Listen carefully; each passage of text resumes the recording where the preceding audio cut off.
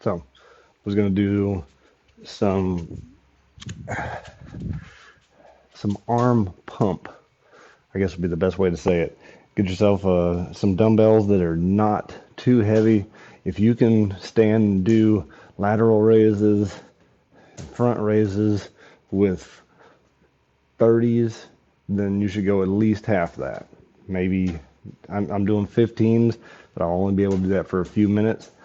What I like to do for this, I do it a couple of different times, is as I'm working out in the gym in the morning, I'm listening to music.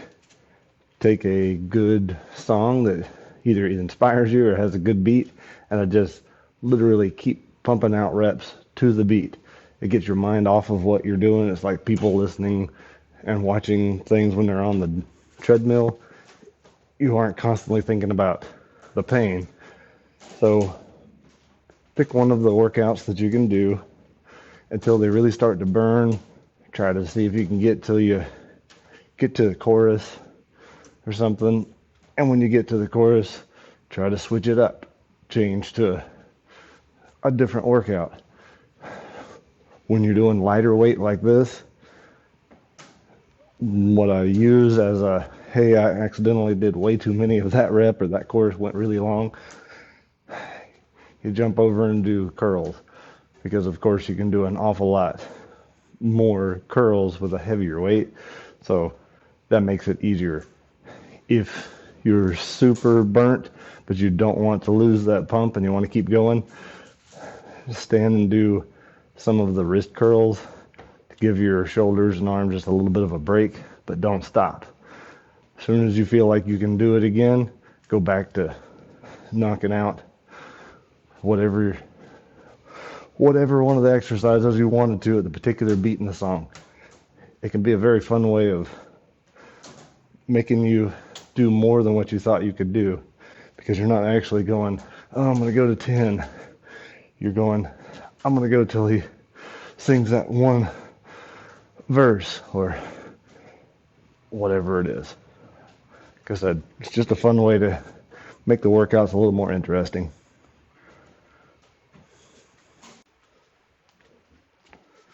I'm going to do some weighted dips.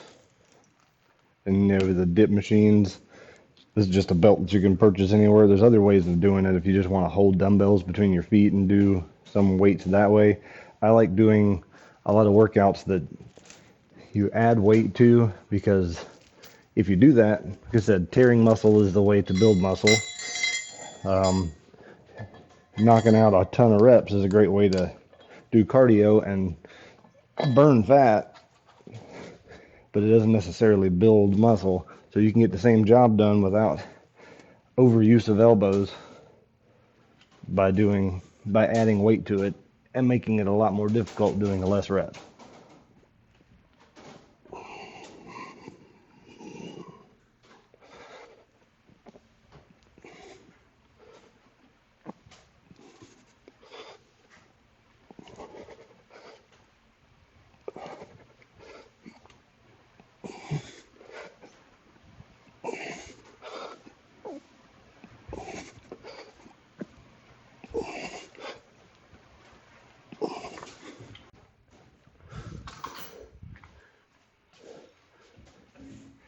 Cable chest flies.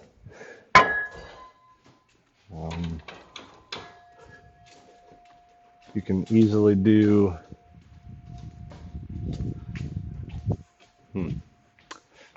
different cable machines are harder or easier depending on if they're stacked or if it's free weights like this that you're putting on the cables. So don't judge what I'm putting based on what you should or shouldn't do. Form is more important than the amount of weight.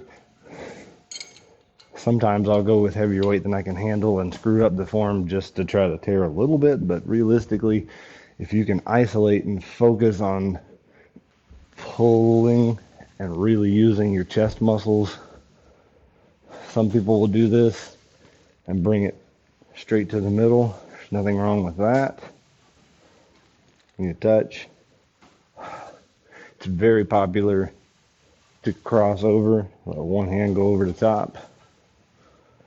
And the next time, try to cross over with the other hand.